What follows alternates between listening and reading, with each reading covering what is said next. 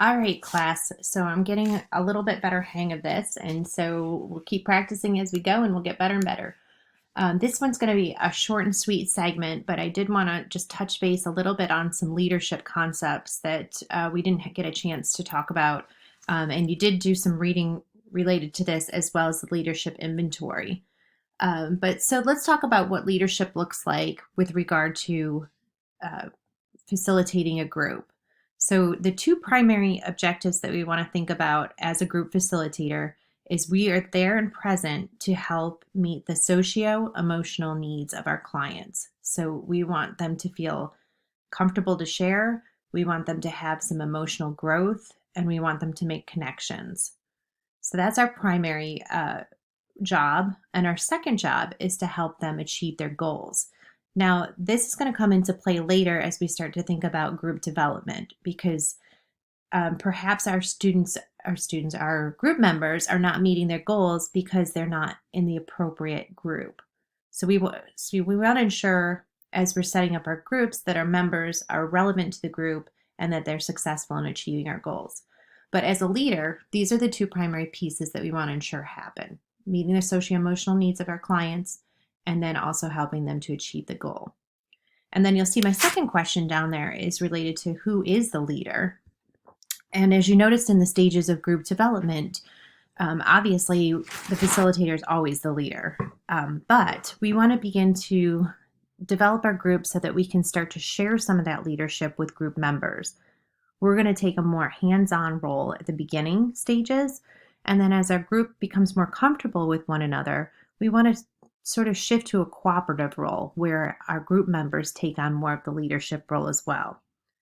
So we do want to be cognizant of who's taking on those roles and ensuring that it's balanced, but we really do want to help facilitate this process. So for those of you who are leadership minors and just have some knowledge around leadership, think for a moment about what makes an effective or ineffective leader. Okay, so I'm sure you have some ideas in mind about who in your own personal life has been a positive leader or effective, and who of those have not been so effective. So there's certainly some qualities that we want to consider in terms of leadership.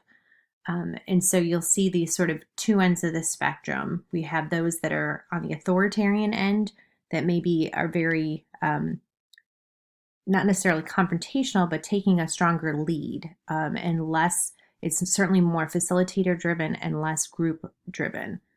Whereas on the opposite end of that, we have more of a laissez-faire perspective of leadership, where as the facilitator, we're more hands off and allowing the groups to really take control and facilitate.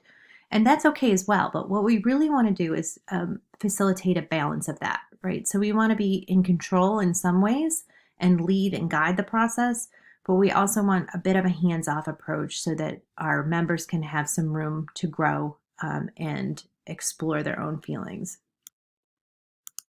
Okay, so our next slide gives us a little insight into what is effective leadership. And so you can take a moment and sort of read through some of those concepts, but they're going to be similar to what would be effective in terms of working one-on-one as well. We want to ensure that as a leader that we're conveying a sense of competency. So we want to ensure that we goes back to our informed consent that we talked about, that we want to provide our members with a level of information that we are in control and able to guide the process and that we know what we're doing. This will also help us foster a sense of trustworthiness. We want to inspire and motivate members to contribute, to work toward their goals, to encourage their participation. And sometimes we want to challenge the status quo a bit as well. So if they're feeling complacent or comfortable, how can we help them get out of that? Maybe where they're stuck. So by doing these factors in here, this is what it helps us to lead, helps lead toward achieving goals and helps to increase insight. So that last bullet too is challenging, that we want to be able to individualize members as well. So we have to balance the concept of helping the group process, but also allowing individual members to share their circumstances. And so as we progress in this, I'll be sharing some skills with you to be able to be an effective leader within a group and help to balance the roles of all the members with the roles of the individual. So with that said, I do want to emphasize there are a couple times when that leadership style will depend on the type of group that you're facilitating and who the members of the group are. So while we said authoritarian style of group leadership is not always helpful, it could be. It could be depending on the type of group. So for example, think if we have a very large group or we're doing an educational type of group, that might be more conducive to an authoritarian style. Or on the very other end, what if we're facilitating a recreational sort of group? Maybe that is more conducive to a laissez-faire, hands-off type of approach. So we do want to consider who's in the group, what is the purpose of the group, what are we trying to accomplish? And then you see the group dynamics pop up here as well. So if we have a group that's maybe not as trusting and maybe more confrontational with one another, we're going to have a more hands-on approach. Whereas on the other end, again, if our group has strong dynamics working well together, we can take a little bit of a step back. Something else to consider with our leadership style would be related to developmental age and functioning. So if we're working with younger children, perhaps, again, we're going to take a more structured authoritarian approach. Or perhaps if we're working with individuals with limited competency or some impairment, we may also want to take a more hands-on approach as well. So we have to balance the types of group members we have with our leadership style. Finally, I just wanted to mention a bit about co-facilitation. So we've purposely structured our groups that we're demonstrating in a way that we can co-facilitate. And I think that co-facilitation has tremendous amounts of benefits. And you can see some of those listed there. You know, you're able to support one another. Sometimes you can bounce off of each other. So sometimes you can intentionally go into a group sort of with the idea of like good cop, bad cop.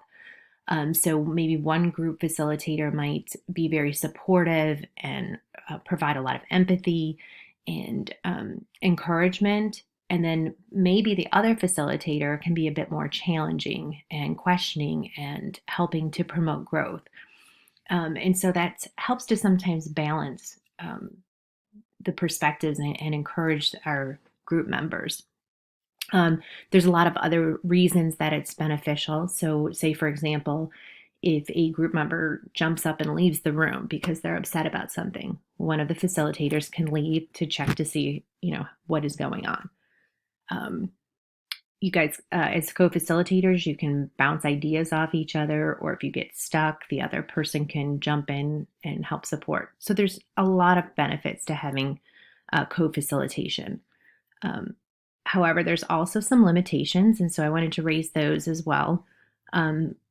Probably one of the more significant ones with regard to practice in real life is just the idea that co-facilitating can be more expensive. Certainly, if you're paying for two facilitators to be in the room together, that's twice the expertise. So it's often a great time for internships to be co-facilitators, or interns to be co-facilitators to gain that experience and to have another competent person in the room to help facilitate. Sometimes it's challenging in terms of coordinating schedules. And then sometimes there's some ambiguity in terms of what are some of the roles that the facilitators might take on, or some members might gravitate or enjoy the style of one facilitator over another. So those can be some areas that co-facilitators might need to work out together. So I wanted to share a little bit about leadership. I know you did the leadership inventory, and we've had some opportunities to see leadership in our group facilitation. So keep exploring what you think makes a good leader and how your leadership style you'd like to see develop.